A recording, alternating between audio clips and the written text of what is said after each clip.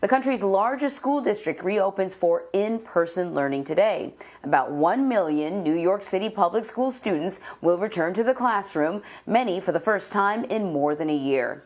Students and staff will be required to wear masks. Teachers will also be required to get vaccinated, but they have until September 27th to get their first dose. This comes as more than 1 million new COVID-19 cases have been reported in the U.S. in the past week, along with upward of 11,000 deaths from the virus.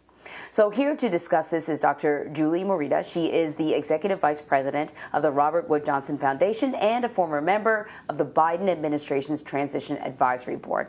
Thank you so much for joining us. So, you know, the country's eyes are going to be on the New York City School District. It's the largest school district in the country, and it appears as if they are doing all that they can do. Masks, vaccinations for teachers. They can't really do distance learning, but as I understand it, based on what our correspondent told us earlier, if they can do outdoor learning or anywhere where they can get sort of a lot of open air between the kids, that's what they're doing. I want to ask you to kind of give me your assessment of how New York City's school district is doing when it comes to in-person learning moving forward.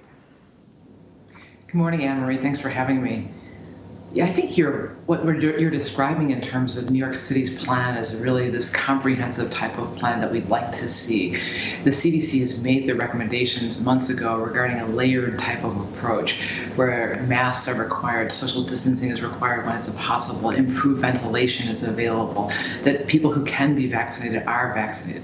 On top of that, making sure that testing is occurring so we can identify people who are sick when they have symptoms, and then quarantining or isolating people who've been exposed or who are sick themselves.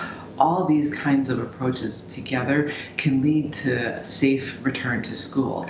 And we know that our kids really learn best when they are in person. So this type of an approach is what's necessary, and I'm thrilled to see it happening. So that being said, though, we are throwing these kids all, back together again. Can we expect to see an uptick in pediatric cases in New York? I think what will happen is monitoring will be required. And so when people become symptomatic, getting tested and making sure that they're isolated right away, and the people who were exposed are quarantined. There may be an increase in diseases. There may also be periodic closures of schools or classrooms just to make sure that we're not allowing widespread transmission and the disease to run rampant. But the key thing really is getting our kids back in school and keeping them in school. And monitoring and testing and tracing, all those kinds of things are really critical to keeping them in school safely. Right, and I want you to kind of reinforce that idea, because I think that obviously there's a concern about the spread of COVID, but there are also sort of other health implications when it comes to not having the kids in the classrooms that we're also concerned about, right? I lost you, I can't hear you. Oh, okay. Well, I don't know, can you hear me now? Yes, I can hear you. We're having a little bit. Okay. Well, I was going to ask you one question. I'm going to ask you something else. The former FDA commissioner and Pfizer board member, Scott Gottlieb, he was on Face the Nation. And what he said was, if everything goes right, we could potentially see a vaccine available for children between the ages of 5 and 11 by the end of October. But, he had some qualifying phrases. He said everything has to go right. But, what do you think of that timeline? Is that realistic?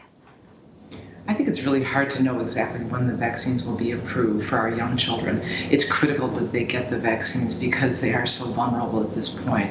And yet we really want for the systems to play out appropriately. There are strong systems to make sure that vaccines that are recommended for people in the United States, whether it's children or adults, to make sure the vaccines are safe and that they're effective. And the FDA has to go through their process for approval, and then CDC also has to go through their process for recommendations, and those things take time.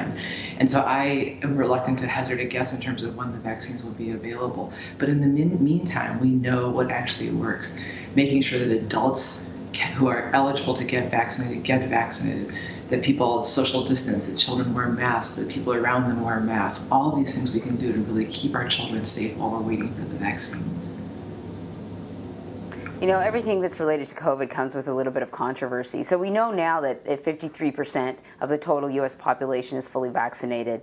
But Dr. Anthony Fauci said in order to get a handle on this pandemic, we may need many, many more vaccine mandates at this rate. You heard the president's announcement of mandates for federal workers and contract workers.